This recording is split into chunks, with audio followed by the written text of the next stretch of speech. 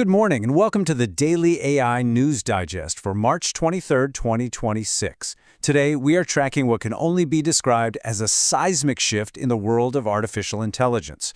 We're seeing major moves in policy, massive financial investments, and a fundamental change in the pace of innovation. And it's all happening right now.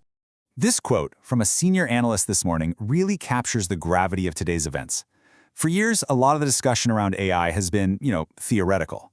But what we're seeing today are concrete actions, signals that the era of simply watching and waiting on AI is definitively over. Our top story today comes from Washington, D.C., where a landmark policy announcement is set to redefine the global race for AI dominance. And make no mistake, this isn't just another piece of legislation. It's a strategic gambit. The White House has just dropped its new national policy framework for artificial intelligence. The central message couldn't be clearer: innovation over bureaucracy. They're advocating for what's being called a light touch mandate. The underlying argument here is that AI is moving too fast and is too critical to be, and this is a direct quote, smothered by red tape at this stage. And when you put this framework side by side with Europe's AI Act, the difference is stark. You see, the EU has taken a very cautious, risk-based approach. The US is now charting a completely different course. Instead of a new federal agency, existing bodies will handle oversight. But the real game changer here is the liability provision. It creates a safe harbor for developers, shielding them if their tools are misused. That is a massive incentive to move fast and build. Now, a key piece of this strategy hinges on a legal concept called federal preemption. So, what does that mean? Essentially, it means this new federal framework would override the different state-level AI laws we've seen popping up in places like California or Colorado. The idea is to create one single, unified, and very lean set of rules for the entire country.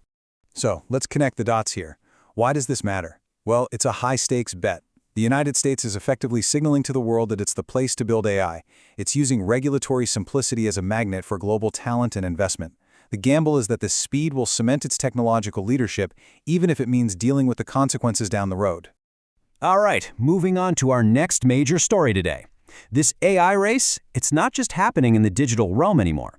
We're now seeing a massive push to give AI a physical presence, to move it from just thinking to actually doing. A key driver of this revolution is a technique called imitation learning. Think of it this way. Instead of spending thousands of hours coding a robot to, say, assemble a phone, you just have a human expert do it. The AI watches, learns from the visual data and the physical forces, and then mimics the action. It's a breakthrough that's allowing automation of incredibly complex, delicate tasks that were just off limits until now. And as always, if you want to know where the future's headed, just follow the money. $100 million. That's the size of the latest funding round for QCraft, a company building autonomous systems for complex, real-world environments. This isn't just another investment. It's a clear signal that serious capital is flowing into what the industry is calling physical AI. But this physical AI revolution wouldn't be possible without the hardware to power it. We're talking about new, powerful, edge AI systems, things like NVIDIA's Jetson Thor. The key here is that they allow the AI to do its thinking right there on the device, on the robot, or in the car. Instead of sending data to the cloud, this local processing is what gives them the near instantaneous response time that's absolutely critical for operating in the real world. And the economic impact here is just massive. The market for what's called embedded AI, that's AI built directly into devices, is now projected to hit $42.3 billion by 2033. What this tells us is that AI is moving beyond being a service you access on the cloud. It's becoming a fundamental utility built into the fabric of the world around us. So, we've seen the policy shift and the hardware revolution. What happens when you put those two things together? You get an incredible acceleration in the pace of AI research itself. And it's moving so quickly now that it's actually starting to strain the very systems we built for scientific discovery. And here's a prime example of that strain. In what's been called a historic move, ARXIV, the essential online platform where researchers publish their work, has announced it's becoming independent from Cornell University. The reason?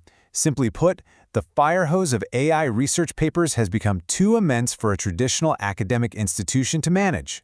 To give you a sense of scale, that number, 3,399, that's the number of new AI and machine learning papers submitted to arXiv just today, in a single day. The speed and volume of new information is simply staggering. And of course, powering all this research requires an immense amount of infrastructure. Which brings us to this number, $4.3 billion. That's a recent capital raise for a single AI infrastructure company. We're not talking about startup funding for an app here.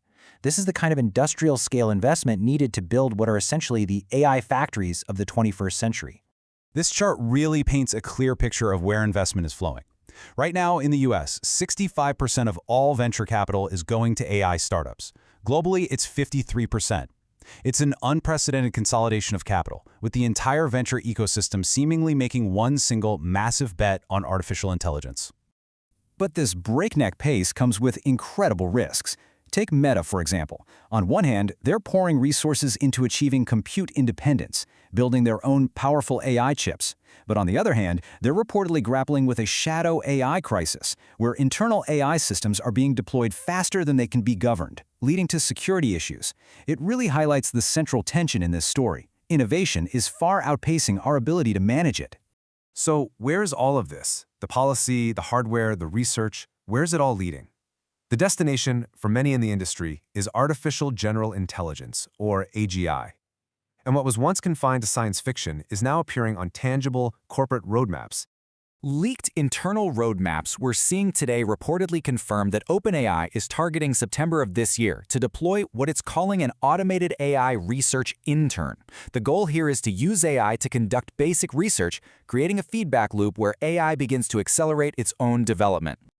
And that's just the first step on a very ambitious timeline. Following the AI intern, the roadmap projects a major enterprise revolution by mid-2027, then a move to fully automated research by March 2028, and culminates in the concept of an AI CEO by 2030.